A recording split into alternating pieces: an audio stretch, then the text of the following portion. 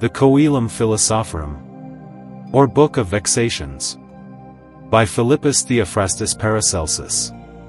The science and nature of alchemy, and what opinion should be formed thereof.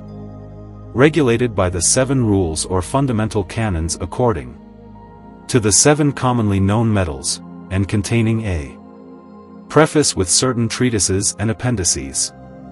The Preface of Theophrastus Paracelsus to all alchemists and readers of this book.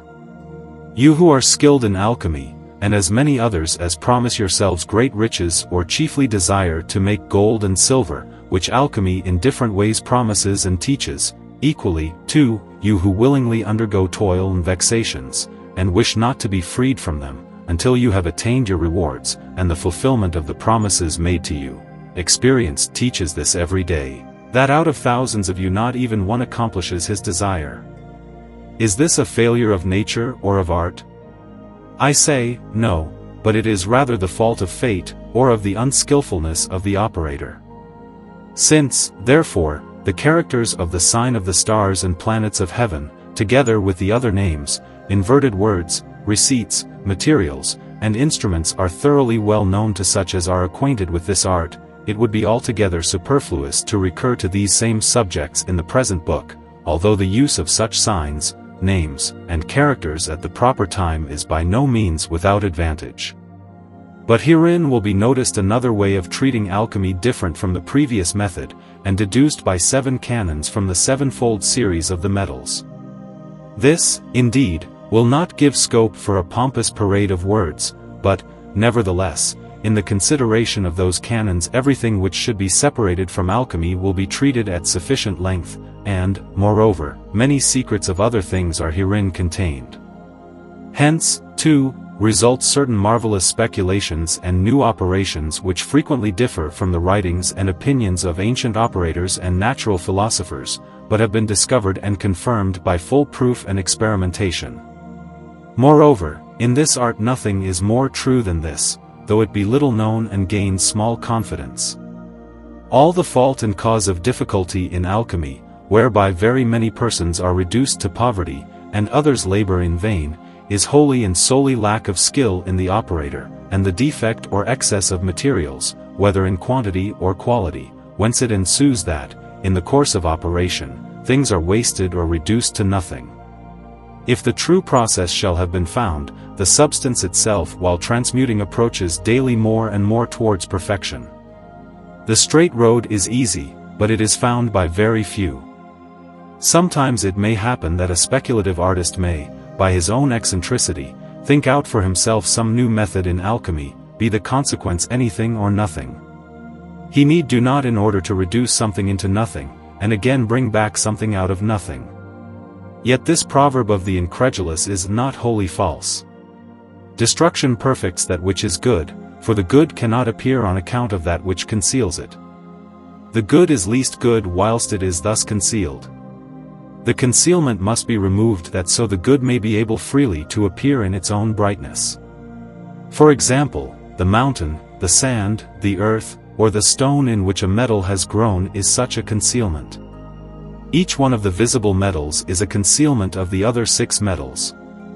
By the element of fire all that is imperfect is destroyed and taken away, as, for instance, the 5 metals, Mercury, Jupiter, Mars, Venus, and Saturn. On the other hand, the perfect metals, Sol and Luna, are not consumed in that same fire. They remain in the fire, and at the same time, out of the other imperfect ones which are destroyed, they assume their own body and become visible to the eyes. How, and by what method, this comes about can be gathered from the 7 canons. Hence it may be learnt what are the nature and property of each metal, what it affects with the other metals, and what are its powers in commixture with them. But this should be noted in the very first place, that these 7 canons cannot be perfectly understood by every cursory reader at a first glance or a single reading. An inferior intelligence does not easily perceive occult and abstruse subjects. Each one of these canons demands no slight discussion. Many persons, puffed up with pride, fancy they can easily comprehend all which this book comprises. Thus they set down its contents as useless and futile, thinking they have something far better of their own, and that therefore they can afford to despise what is here contained. The Coelum Philosophorum. Part 1. The 7 Canons of the Metals. The first canon. Concerning the nature and properties of mercury. All things are concealed in all. One of them all is the concealer of the rest, their corporeal vessel, external, visible, and movable. All liquefactions are manifested in that vessel. For the vessel is a living and corporeal spirit, and so all coagulations or congelations enclosed in it, when prevented from flowing and surrounded, are not therewith content. No name can be found for this liquefaction, by which it may be designated, still less can it be found for its origin. And since no heat is so strong as to be equalized therewith, it should be compared to the fire of Gehenna. A liquefaction of this kind has no sort of connection with others made by the heat of natural fire, or tsongulated or coagulated by natural cold. These congelations, through their weakness, are unable to obtain in mercury, and therefore, on that account, he altogether contemns them. Hence one may gather that elementary powers, in their process of destruction, can add nothing to, nor take away anything from, celestial powers, which are called quintessence or its elements, nor have they any capacity for operating. Celestial and infernal powers do not obey the 4 elements, whether they be dry, moist, hot, or cold.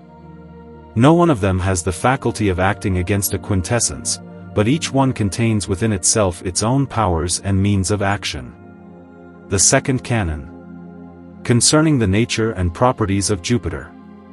In that which is manifest, that is to say, the body of Jupiter, the other 6 corporeal metals are spiritually concealed, but one more deeply and more tenaciously than another. Jupiter has nothing of a quintessence in his composition, but is of the nature of the 4 elementaries. On this account this liquefaction is brought about by the application of a moderate fire, and, in like manner, he is coagulated by moderate cold. He has affinity with the liquefactions of all the other metals. For the more like he is to some other nature, the more easily he is united thereto by conjunction. For the operation of those nearly allied is easier and more natural than of those which are remote. The remote body does not press upon the other. At the same time, it is not feared, though it may be very powerful. Hence it happens that men do not aspire to the superior orders of creation, because they are far distant from them, and do not see their glory. In like manner, they do not much fear those of an inferior order, because they are remote, and none of the living knows their condition or has experienced the misery of their punishment. For this cause an infernal spirit is accounted as nothing. For more remote objects are on that account held more cheaply and occupy a lower place, since according to the propriety of its position each object turns out better, or is transmuted. This can be proved by various examples. The more remote, therefore, Jupiter is found to be from Mars and Venus, and the nearer Sol and Luna, the more goldness or silveriness, if I may so say, it contains in its body, and the greater, stronger, more visible, more tangible, more amiable, more acceptable, more distinguished, and more true it is found than in some remote body. Again, the more remote a thing is, of the less account is it esteemed in all the respects aforesaid, since what is present is always preferred before what is absent. In proportion as the nearer is clear the more remote is occult. This, therefore, is a point which you, as an alchemist, must seriously debate with yourself, how you can relegate Jupiter to a remote and abstruse place, which Sol and Luna occupy, and how, in turn, you can summon Sol and Luna from remote positions to a near place, where Jupiter is corporeally posited, so that, in the same way, Sol and Luna also may really be present there corporeally before your eyes. For the transmutation of metals from imperfection to perfection there are several practical receipts. Mix the one with the other. Then again separate the one pure from the other. This is nothing else but the process of permutation, set in order by perfect alchemical labor. Note that Jupiter has much gold and not a little silver. Let Saturn and Luna be imposed on him, and of the rest Luna will be augmented. The third canon. Concerning Mars and his properties. The 6 occult metals have expelled the 7th from them, and have made it corporeal, leaving it little efficacy, and imposing on it great hardness and weight. This being the case, they have shaken off all their own strength of coagulation and hardness, which they manifest in this other body. On the contrary, they have retained in themselves their color and liquefaction, together with their nobility. It is very difficult and laborious for a prince or a king to be produced out of an unfit and common man. But Mars acquires dominion with strong and pugnacious hand, and seizes on the position of king. He should, however, be on his guard against snares, that he be not led captive suddenly and unexpectedly. It must also be considered by what method Mars may be able to take the place of king, and Sol and Luna, with Saturn, hold the place of Mars. The 4th canon. Concerning Venus and its properties. The other 6 metals have rendered Venus an extrinsical body by means of all their color and method of liquefaction. It may be necessary, in order to understand this, that we should show, by some examples, how a manifest thing may be rendered occult, and an occult thing rendered materially manifest by means of fire. Whatever is combustible can be naturally transmuted by fire from one form into another, namely, into lime, soot, ashes, glass, colors, stones, and earth. This last can again be reduced to many new metallic bodies. If a metal, too, be burnt, or rendered fragile by old rust, it can again acquire malleability by applications of fire. The 5th canon. Concerning the nature and properties of Saturn. Of his own nature Saturn speaks thus: the other 6 have cast me out as their examiner. They have thrust me forth from them and from a spiritual place. They have also added a corruptible body as a place of abode, so that I may be what they neither are nor desire to become. My 6 brothers are spiritual, and thence it ensues that so often as I am put in the fire they penetrate my body and, together with me, perish in the fire, Sol and Luna excepted. These are purified and ennobled in my water. My spirit is a water softening the rigid and somnolated bodies of my brothers. Yet my body is inclined to the earth. Whatever is received into me becomes conformed thereto, and by means of us is converted into one body. It would be of little use to the world if it should learn, or at least believe, what lies hid in me, and what I am able to effect. It would be more profitable it should ascertain what I am able to do with myself. Deserting all the methods of the alchemists, it would then use only that which is in me and can be done by me. The stone of cold is in me. This is a water by means of which I make the spirits of the 6 metals congeal into the essence of the 7th, and this is to promote Sol with Luna. 2 kinds of antimony are found, one the common black by which Sol is purified when liquefied therein. This has the closest affinity with Saturn. The other kind is the white, which is also called magnesia and bismuth. It has great affinity with Jupiter, and when mixed with the other antimony it augments Luna. The 6th canon. Concerning Luna and the properties thereof. The endeavor to make Saturn or Mars out of Luna involves no lighter or easier work than to make Luna, with great gain, out of Mercury, Jupiter, Mars, Venus, or Saturn. It is not useful to transmute what is perfect into what is imperfect, but the latter into the former. Nevertheless, it is well to know what is the material of Luna, or whence it proceeds. Whoever is not able to consider or find this out will neither be able to make Luna. It will be asked, what is Luna? It is among the 7 metals which are spiritually concealed, itself the 7th, external, corporeal, and material. For this 7th always contains the 6 metals spiritually hidden in itself. And the 6 spiritual metals do not exist without one external and material metal. So also no corporeal metal can have place or essence without those 6 spiritual ones. The 7 corporeal metals mix easily by means of liquefaction, but this mixture is not useful for making Sol or Luna. For in that mixture each metal remains in its own nature, or fixed in the fire, or flies from it. For example, mix, in any way you can, Mercury, Jupiter, Saturn, Mars, Venus, Sol, and Luna.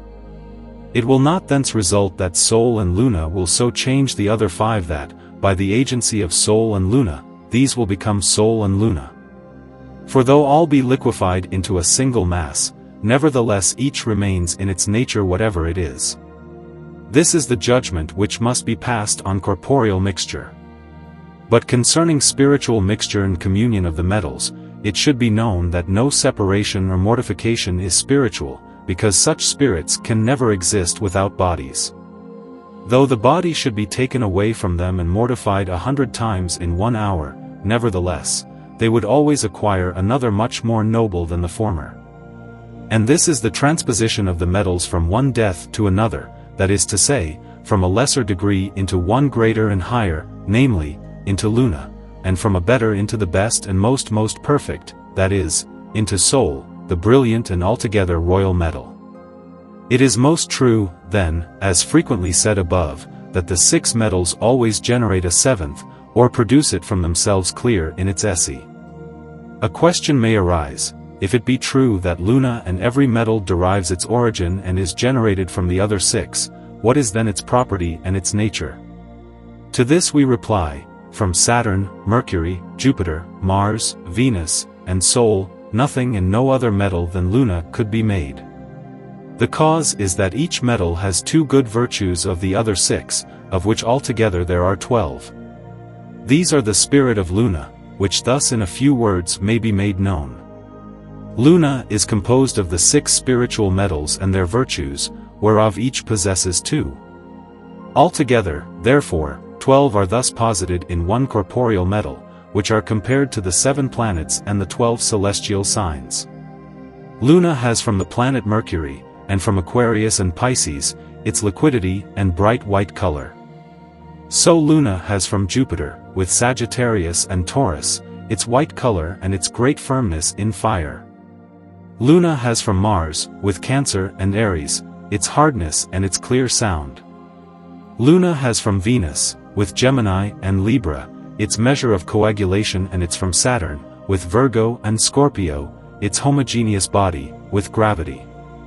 From Sol, with Leo and Virgo, its spotless purity and great constancy against the power of fire. Such is the knowledge of the natural exaltation and of the course of the spirit and body of Luna, with its composite nature and wisdom briefly summarized.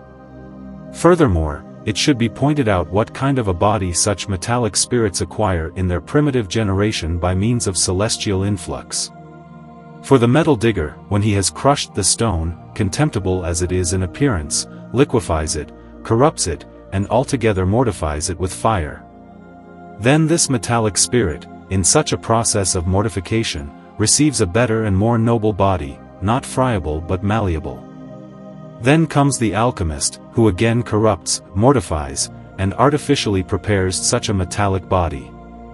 Thus once more that spirit of the metal assumes a more noble and more perfect body, putting itself forward clearly into the light, except it be Sol or Luna. Then at last the metallic spirit and body are perfectly united, are safe from the corruption of elementary fire, and also incorruptible. The 7th Canon. Concerning the nature of Sol and its properties. The 7th after the 6 spiritual metals is corporeally Sol, which in itself is nothing but pure fire. What in outward appearance is more beautiful, more brilliant, more clear and perceptible, a heavier, colder, or more homogeneous body to see? And it is easy to perceive the cause of this, namely, that it contains in itself the congealations of the other 6 metals, out of which it is made externally into one most compact body. Its liquefaction proceeds from elementary fire, or is caused by the liquations of Mercury, with Pisces and Aquarius, concealed spiritually within it. The most manifest proof of this is that Mercury is easily mingled corporeally with the Sun as in an embrace.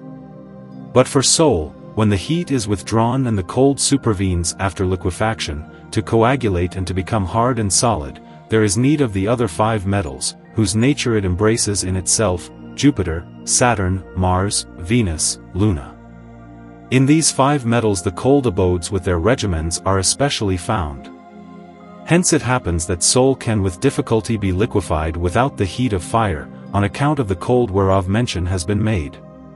For Mercury cannot assist with his natural heat or liquefaction, or defend himself against the cold of the 5 metals, because the heat of Mercury is not sufficient to retain soul in a state of liquefaction.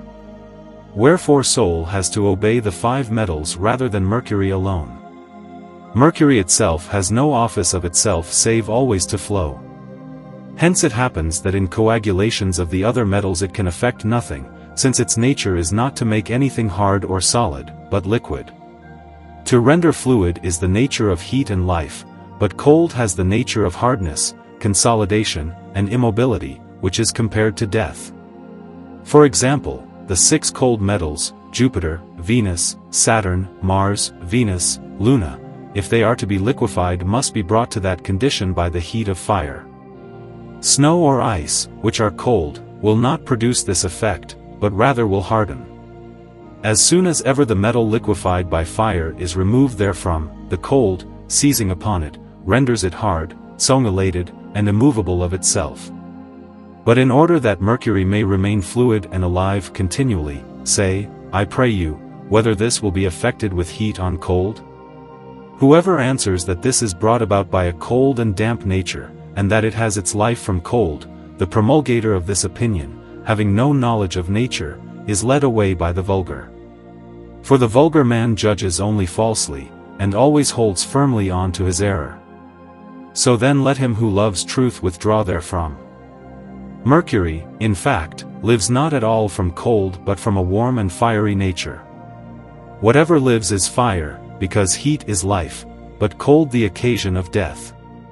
The fire of soul is of itself pure, not indeed alive, but hard, and so far shews the color of sulfur in that yellow and red are mixed therein in due proportion.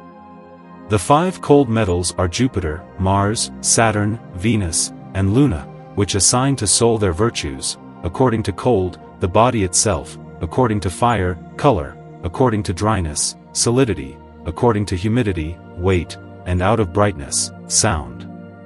But that gold is not burned in the element of terrestrial fire, nor is even corrupted, is affected by the firmness of soul.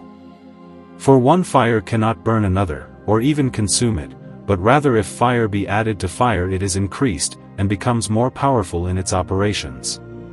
The celestial fire which flows to us on the earth from the sun is not such a fire as there is in heaven, neither is it like that which exists upon the earth, but that celestial fire with us is cold and congealed, and it is the body of the sun. Wherefore the sun can in no way be overcome by our fire. This only happens, that it is liquefied, like snow or ice, by that same celestial Sunday. Fire, therefore, has not the power of burning fire, because the sun is fire, which, dissolved in heaven, is coagulated with us. Gold is in its essence threefold. First, celestial and is dissolved. Second, elementary and is fluid. Third, metallic and is corporeal. The end of the 7 canons. The Coelum Philosophorum. Part 2. Certain treatises and appendices arising out of the 7 canons. God and nature do nothing in vain.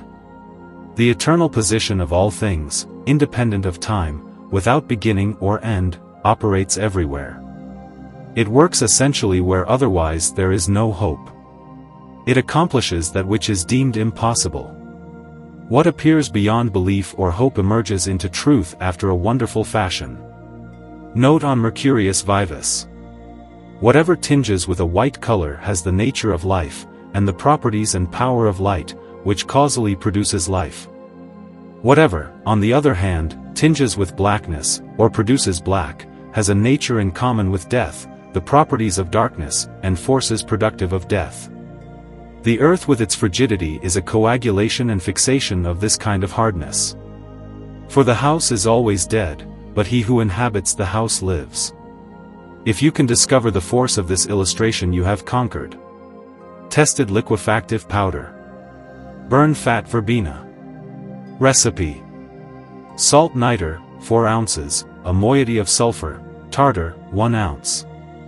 Mix and liquefy. What is to be thought concerning the congelation of mercury? To mortify or congeal mercury, and afterward seek to turn it into luna, and to sublimate it with great labor, is labor in vain, since it involves a dissipation of soul and luna existing therein. There is another method, far different and much more concise, whereby, with little waste of mercury and less expenditure of toil, it is transmuted into luna without congelation.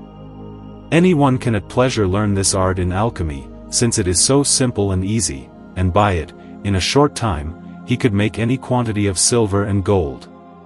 It is tedious to read long descriptions, and everybody wishes to be advised in straightforward words. Do this, then, proceed as follows, and you will have soul and luna, by help whereof you will turn out a very rich man. Wait a while, I beg, while this process is described to you in few words, and keep these words well digested, so that out of Saturn, Mercury, and Jupiter you may make soul and luna. There is not, nor ever will be, any art so easy to find out and practice, and so effective in itself. The method of making soul and luna by alchemy is so prompt that there is no more need of books, or of elaborate instruction, than there would be if one wished to write about last year's snow. Concerning the receipts of alchemy. What, then, shall we say about the receipts of alchemy, and about the diversity of its vessels and instruments? These are furnaces, glasses, jars, waters, oils, limes, sulfurs, salts, saltpetres, alums, vitriols, chrysocali, copper greens, atraments, ori pigments, fel vitri, ceruse, red earth, thusia, wax, ludum sapientiae, pounded glass, verdigris, soot, teste ovorum, crocus of Mars, soap, crystal, chalk, arsenic, antimony, minium, elixir, lazurium, gold leaf, salt niter, sal ammoniac, calamine stone, magnesia, bolus armenus, and many other things. Moreover, concerning preparations, putrefactions, digestions, probations, solutions, cementings, filtrations, reverberations, calcinations, graduations, rectifications, amalgamations, purgations, etc., with these alchemical books are crammed.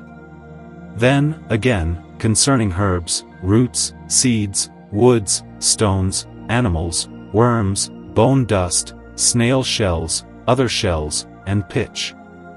These and the like, whereof there are some very far-fetched in alchemy, are mere encumbrances of work, since even if soul and luna could be made by them they rather hinder and delay than further one's purpose.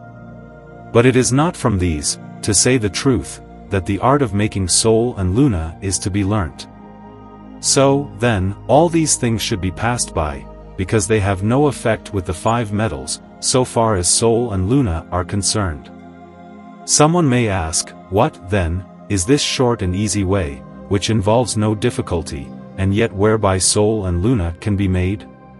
Our answer is, this has been fully and openly explained in the 7 canons. It would be lost labor should one seek further to instruct one who does not understand these. It would be impossible to convince such a person that these matters could be so easily understood, but in an occult rather than in an open sense. The art is this: after you have made heaven, or the sphere of Saturn, with its life to run over the earth, place on it all the planets, or such, one or more, as you wish, so that the portion of Luna may be the smallest. Let all run, until heaven, or Saturn, has entirely disappeared.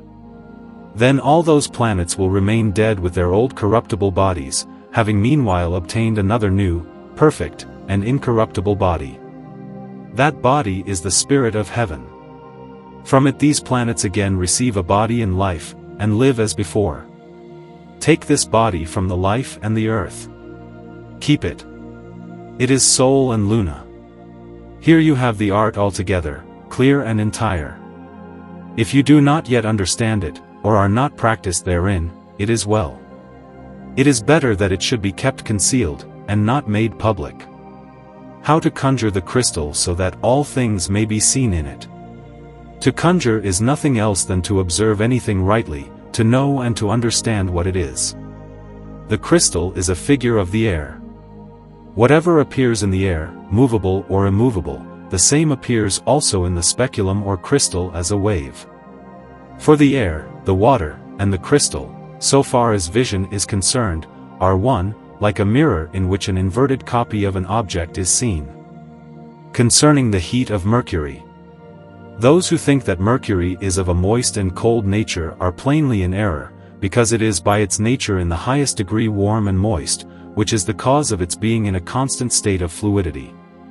If it were of a moist and cold nature it would have the appearance of frozen water, and be always hard and solid, so that it would be necessary to liquefy it by the heat of fire, as in the case of the other metals. But it does not require this, since it has liquidity in flux from its own heat naturally inborn in it, which keeps it in a state of perpetual fluidity and renders it quick, so that it can neither die, nor be coagulated, nor congealed. And this is well worth noticing, that the spirits of the 7 metals, or as many of them as have been commingled, as soon as they come into the fire, contend with one another, especially mercury, so that each may put forth its powers and virtues in the endeavor to get the mastery in the way of liquefying and transmuting. One seizes on the virtue, life, and form of another, and assigns some other nature and form to this one. So then the spirits or vapors of the metals are stirred up by the heat to operate mutually one upon the other, and transmute from one virtue to another, until perfection and purity are attained. But what must be done besides to mercury in order that its moisture and heat may be taken away, and in their place such an extreme cold introduced as to congeal, consolidate, and altogether mortify the mercury? Do what follows in the sentence subjoined: take pure mercury closely shut up in a silver pyxis. Fill a jar with fragments of lead, in the midst of which place the pyxis. Let it melt for 24 hours, that is, for a natural day. This takes away from mercury his occult heat, adds an external heat, and contributes the internal coldness of Saturn and Luna, which are both planets of a cold nature, whence and whereby the mercury is compelled to congeal, consolidate, and harden. Note also that the coldness, which mercury needs in its consolidation and mortification, is not perceptible by the external sense, as the cold of snow or of ice is, but rather, externally, there is a certain amount of apparent heat. Just in the same way is it with the heat of mercury, which is the cause of its fluidity. It is not an external heat, perceptible in the same way as one of our qualities. Nay, externally a sort of coldness is perceptible. Whence the sophists, a race which has more talk than true wisdom, falsely assert that mercury is cold and of a moist nature, so that they go on and advise us to congeal it by means of heat, whereas heat only renders it more fluid, as they daily find out to their own loss rather than gain. True alchemy, which alone, by its unique art, teaches how to fabricate Sol and Luna from the 5 imperfect metals, allows no other receipt than this, which well and truly says, only from metals, in metals, by metals, and with metals, are perfect metals made, for in some things is Luna and in other metals is Sol. What materials and instruments are required in alchemy? There is need of nothing else but a foundry, bellows, tongs, hammers, cauldrons, jars, and cup-ells made from beechen ashes. Afterwards, lay on Saturn, Jupiter, Mars, Sol, Venus, Mercury, and Luna. Let them operate finally up to Saturn. The method of seeking minerals. The hope of finding these in the earth and in stones is most uncertain, and the labor very great. However, since this is the first mode of getting them, it is in no way to be despised, but greatly commended. Such a desire or appetite ought no more to be done away with than the lawful inclination of young people, and those in the prime of life, to matrimony. As the bees long for roses and other flowers for the purpose of making honey and wax, so, too, men, apart from avarice or their own aggrandizement, should seek to extract metal from the earth. He who does not seek it is not likely to find it. God dowers men not only with gold or silver, but also with poverty, squalor, and misery. He has given to some a singular knowledge of metals and minerals, whereby they have obtained an easier and shorter method of fabricating gold and silver, without digging and smelting them, than they were commonly accustomed to, by extracting them from their primitive bodies. And this is the case not only with subterranean substances, but by certain arts and knowledge they have extracted them from the 5 metals generally, that is to say, from metals excocted from minerals which are imperfect and called metals, viz., from Mercury, Jupiter, Saturn, Mars and Venus, from all of which, and from each of them separately, Sol and Luna can be made, but from one more easily than from another. Note that Sol and Luna can be made easily from Mercury, Saturn, and Jupiter, but from Mars and Venus with difficulty. It is possible to make them, however, but with the addition of Sol and Luna. Out of magnesium and Saturn comes Luna, and out of Jupiter and Cinnabar pure Sol takes its rise. The skillful artist, however, how well I remember, will be able by diligent consideration to prepare metals so that, led by a true method of reasoning, he can promote the perfection of metallic transformation more than do the courses of the 12 signs and the 7 planets. In such matters it is quite superfluous to watch these courses, as also their aspects, good or bad days or hours, the prosperous or unlucky condition of this or that planet, for these matters can do no good, and much less can they do harm in the art of natural alchemy. If otherwise, and you have a feasible process, operate when you please.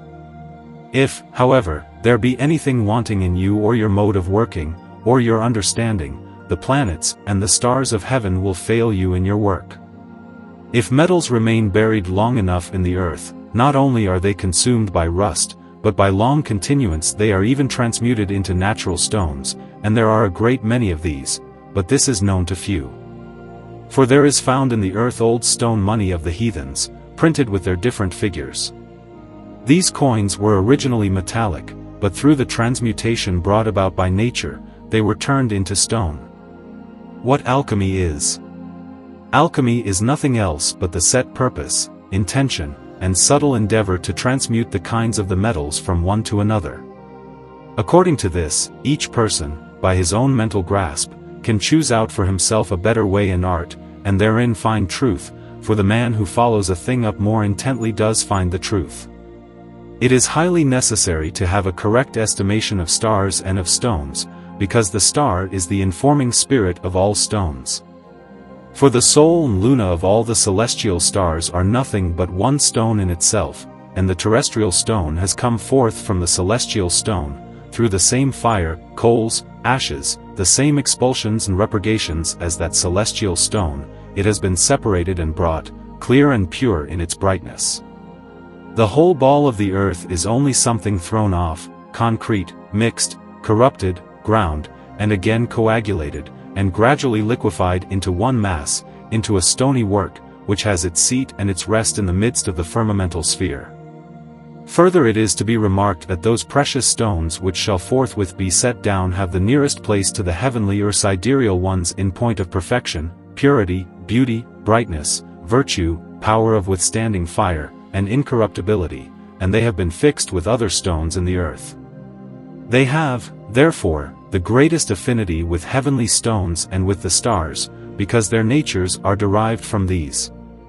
They are found by men in a rude environment, and the common herd, whose property it is to take false views of things, believe that they were produced in the same place where they are found, and that they were afterwards polished, carried around, and sold, and accounted to be great riches, on account of their colors, beauty, and other virtues. A brief description of them follows. The emerald. This is a green transparent stone. It does good to the eyes and the memory. It defends chastity, and if this be violated by him who carries it, the stone itself does not remain perfect. The adamant. A black crystal called adamant or elsivax, on account of the joy which it is effectual in impressing on those who carry it. It is of an obscure and transparent blackness, the color of iron. It is the hardest of all, but is dissolved in the blood of a goat. Its size at the largest does not exceed that of a hazelnut. The magnet is an iron stone, and so attracts iron to itself. The pearl. The pearl is not a stone, because it is produced in sea shells. It is of a white color. Seeing that it grows in animated beings, in men or in fishes, it is not properly of a stony nature, but properly a depraved, otherwise a transmuted, nature supervening upon a perfect work. The jacinth is a yellow, transparent stone. There is a flower of the same name which, according to the fable of the poets, is said to have been a man. The sapphire is a stone of a celestial color and a heavenly nature. The ruby shines with an intensely red nature. The carbuncle, a solar stone, shining by its own nature like the sun. The coral is a white or red stone, not transparent. It grows in the sea, out of the nature of the water and the air, into the form of wood or a shrub. It hardens in the air, and is not capable of being destroyed in fire. The chalcedony is a stone made up of different colors, occupying a middle place between obscurity and transparency, mixed also with cloudiness, and liver-colored. It is the lowest of all the precious stones. The topaz is a stone shining by night. It is found among rocks. The amethyst is a stone of a purple and blood color. The chrysoprasus is a stone which appears like fire by night, and like gold by day. The crystal is a white stone, transparent, and very like ice. It is sublimated, extracted, and produced from other stones. As a pledge and firm foundation of this matter, note the following conclusion. If anyone intelligently and reasonably takes care to exercise himself in learning about the metals, what they are, and whence they are produced, he may know that our metals are nothing else than the best part and the spirit of common stones, that is, pitch, grease, fat, oil, and stone. But this is least pure, uncontaminated, and perfect, so long as it remains hidden or mixed with the stones. It should therefore be sought and found in the stones, be recognized in them, and extracted from them, that is, forcibly drawn out and liquefied. For then it is no longer a stone, but an elaborate and perfect metal, comparable to the stars of heaven, which are themselves, as it were, stones separated from those of earth. Whoever, therefore, studies minerals and metals must be furnished with such reason and intelligence that he shall not regard only those common and known metals which are found in the depth of the mountains alone. For there is often found at the very surface of the earth such a metal as is not met with at all, or not equally good, in the depths. And so every stone which comes to our view, be it great or small, flint or simple rock, should be carefully investigated and weighed with a true balance, according to its nature and properties. Very often a common stone, thrown away and despised, is worth more than a cow. Regard must not always be had to the place of digging from which this stone came forth, for here the influence of the sky prevails. Everywhere there is presented to us earth, or dust, or sand, which often contain much gold or silver, and this you will mark. Here ends the Coelum Philosophorum.